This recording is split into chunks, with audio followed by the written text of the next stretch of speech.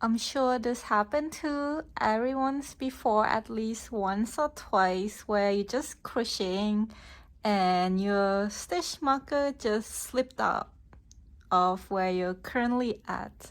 And that can really scares you because you don't know where you're at with your crochet, which round you're at, which stitch in the round you're at.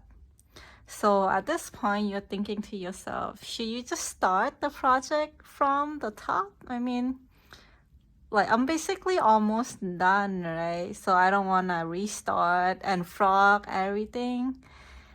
And some people might say, okay, why do you use the yarn as your stitch marker? It's not good. So you might want to use a proper stitch marker instead so it doesn't slip up. But not everyone like to use the plastic kind of stitch marker. I personally don't like to. I like to use the yarn, but when this happened, okay, what should we do?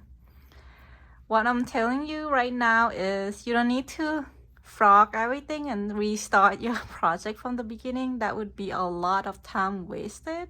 Today I'm going to show you how to count from the top, from the beginning where you started your project, and count your stitches down all the way to where your stitch marker got slipped out. For this project, I started crocheting from the top using a magic ring and then just crocheting in round all the way to the bottom where the stitch marker got slipped off. So what you're going to do now is just take a look at your first round. We're going to try to locate the first round, and the easiest way to do that is you can kind of see the outline, right, in a circle, how there's a line right here. It kind of look like it's spiral, and that is because I'm currently using a continuous round method where you just keep crocheting in round without having to like chain and join and whatever. It's not like a separate round, so everything is crocheting continuously. So this is always how I crochet. And what we want to do here is to find where the last stitch of the first round is at. Going to turn my piece slightly a little bit this way. If you look at this outline right here, you can see that it's not a completely like nice round circle because this is a continuous round. So you can see that this part, basically this stitch, has a longer length from here to there, versus this first stitch here, like from here to there, is like a shorter length than here to there. What this is telling me is that this stitch right there, as you can see, is my first stitch of this round one, versus this stitch right there is actually my last stitch. So what I'm going to do is I'm gonna put my pin right on top of that last stitch. So now that I know where my end of my first round is, I'm just gonna mark it like that. Okay. So in order to count your stitches down all the way to the bottom part, I'm going to keep trying to find, where does the second round end, where's the third round end, and so on. So if this stitch is the last stitch of round one, then this stitch is the last stitch of round two. And I could tell because you can see, okay, that's the last stitch of round one, and inside that last stitch of round one, I made an increase there, and an increase basically mean 2 single crochet inside one stitch.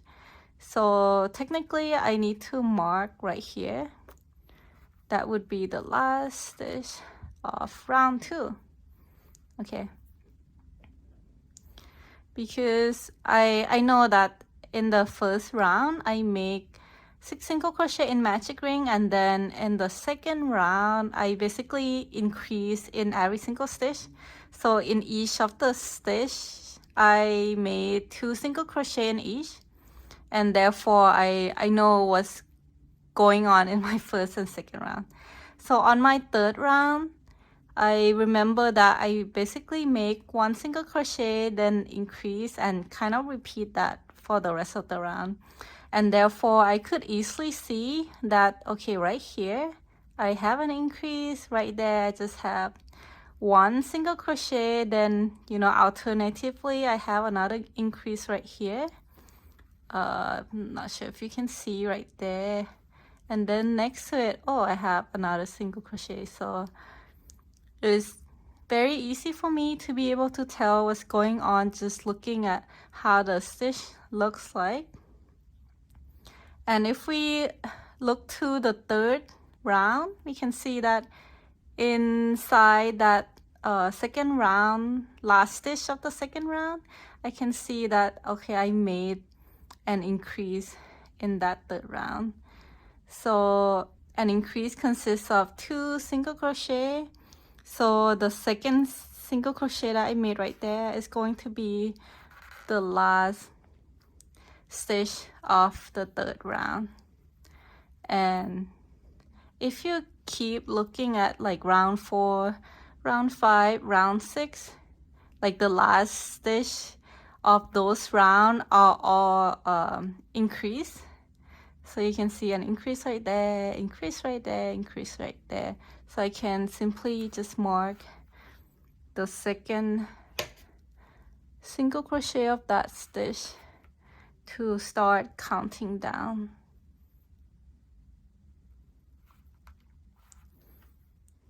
If you find this kind of hard to count, I think it's okay. You might want to instead try to like count in each of the row to see what kind of stitches are you using, and if that matches the pattern to find where you are at the end, that also work, and I can show you that in a bit.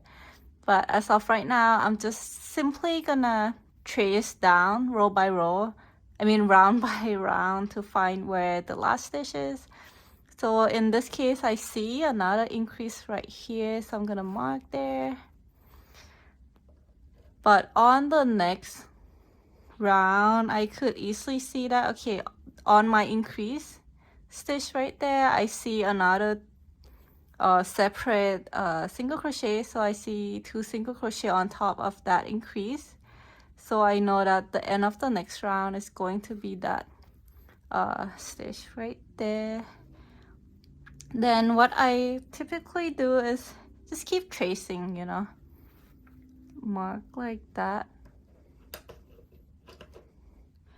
and I could just keep marking, and from that point it's very to see that the stitch like line up, because those rows just consist of single crochet. So I could easily kind of trace it like from there to there. For the last few round might be slightly more difficult because I have like decrease stitch right there where you single crochet together 2 stitches from the previous round. But I can see that, okay, this one is an decrease stitch. Okay, I also have another, actually no, oh, this is just single crochet. So right on top of that decrease I mark, but then I could see that, okay, here on top of that I have another decrease, another decrease. Okay, then you would kind of notice that it might be slightly harder as you get to the end. Oops. because there's a lot of decrease being used. Okay, and then I got all the way to the end, and what you can also do is kind of count backward to find the spot I am at. But basically, in order to look for the end of each round, there's not gonna be a straight line. As you can see right here, it's very crooked line actually. But my best advice is try to trace from the last stitch of each round. Just trace it down all the way to find where you're at. Okay, so I want to talk a little bit in case you're still having a problem trying to trace down based on the last stitch of the round. Here is what you can also do. So once you, let me remark the end of first round with a different pink color. So once you found where the first round ends, you can also start counting the stitch next to it. In this case, I would be going counterclockwise direction to find out what kind of stitches are in the second round.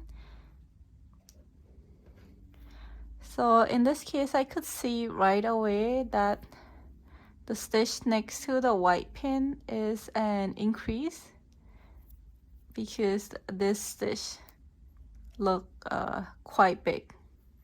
And because I can always look back at the pattern, what's the second round stitch supposed to be. So this is one increase, and then there's another increase right there. So one increase, second increase, third increase right there, fourth increase, fifth increase, and then sixth increase right there. And if I double check what I see on second round with the pattern, it matches, because for the second round I do the increase 6 times. So 1, 2, 3, 4, 5, 6, and therefore the second stitch of the last increase should be the end of round 2. So you could use a method like that to help track where you're at as well. I hope this video is helpful. I know it could be, difficult to see each of the stitch. It will need a little bit of practice to see, which one is just a single crochet. Like that one would be just a single crochet, and the stitch next to it would be an increase. You kind of have to tell like the different stitches by the way it looks and the sizes. Will take some practice, but once you get the handle of this, things will get a lot easier. Thank you for watching, and I'll see you in the next video.